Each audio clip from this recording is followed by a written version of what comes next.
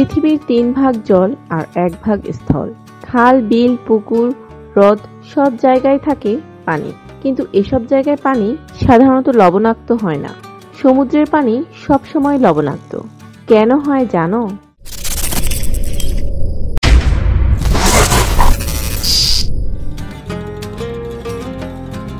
সমুদ্রের পানির ভেতরে লবণ আসে মূলত ডাঙ্গা বা স্থলের পাথর থেকে। বৃষ্টিপাতের সময় বৃষ্টির যে ফোঁটাগুলো ডাঙ্গায় পড়ে, সেগুলোতে আশেপাশের বাতাস থেকে কার্বন ডাই অক্সাইড মিশে যায়। কার্বন ডাই অক্সাইড আর পানি মিলে তৈরি করে কার্বনিক অ্যাসিড, যার ফলে বৃষ্টির পানি একটু অ্যাসিডিক হয়ে যায়।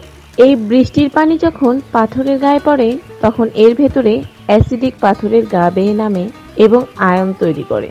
এই আয়নগুলো আবার গড়িয়ে পড়ে নদী বা হ্রদের জলে, সেখান থেকে গিয়ে মেশে সমুদ্রের পানিতে। এভাবে বিভিন্ন রকম আয়ন সমুদ্রের পানিতে থাকে।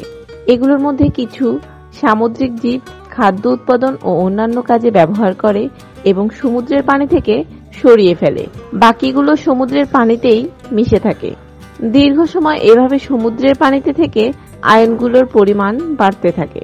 এসব আয়নের মধ্যে সবচেয়ে বেশি পাওয়া যায় সোডিয়াম ও ক্লোরিন।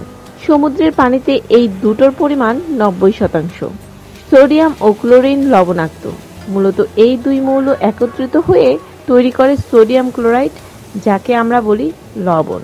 সমুদ্রের পানিতে সোডিয়াম ও ক্লোরিন আয়ন মিলে লবণ তৈরি করে। এই দুটোর পরিমাণ অনেক বেশি হওয়াতে সমুদ্রের পানিতে লবণের পরিমাণ অনেক বেশি থাকে। এজন্যই সমুদ্রের পানি লবণাক্ত হয়ে থাকে। সমুদ্রের পানি খুবই স্বচ্ছ হয়, সেটা আমরা জানি। সে হিসেবে এর কোনো বর্ণ বা রং থাকার কথা না। কিন্তু বাস্তবে আমরা যখন সমুদ্র দেখি, তখন এর নীল বর্ণ দেখে কিছুটা খটকা লাগে।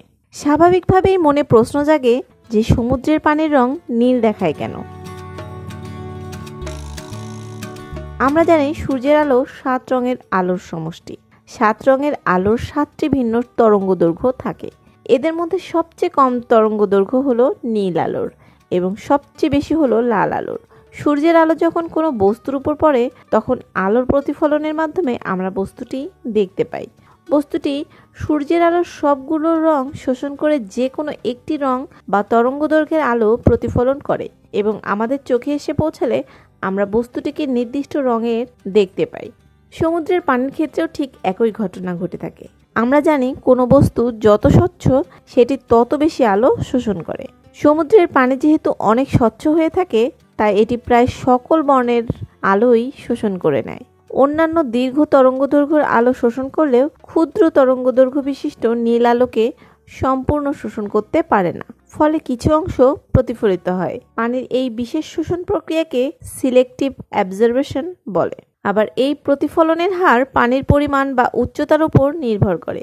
যেমন আপনি 1 গ্লাস পানির দিকে তাকালে একে নীল মনে হবে না, কারণ 1 গ্লাস পানি থেকে প্রতিফলিত নীল আলোর পরিমাণ এতই কম যে খালি চোখে সেটি আমাদের চোখে ধরা পড়ে না। কিন্তু পানির পরিমাণ যদি বাড়তে থাকে, সেক্ষেত্রে এই প্রতিফলিত নীল আলোর পরিমাণ বাড়তে থাকে, যে কারণে সমুদ্রের পানির রং নীল দেখায়। এই ছিল আজকের ভিডিও। পরবর্তী ভিডিও দেখতে চ্যানেলটি সাবস্ক্রাইব করুন এবং পাশে থাকা বেল আইকনটি ক্লিক করুন। আমাদের নতুন নতুন ভিডিও পৌঁছে যাবে আপনার কাছে সবার আগে, এবং সেই সাথে লাইক, শেয়ার, কমেন্ট করতে ভুলবেন না। যারা সাবস্ক্রাইব করেছেন তাদেরকে অসংখ্য ধন্যবাদ।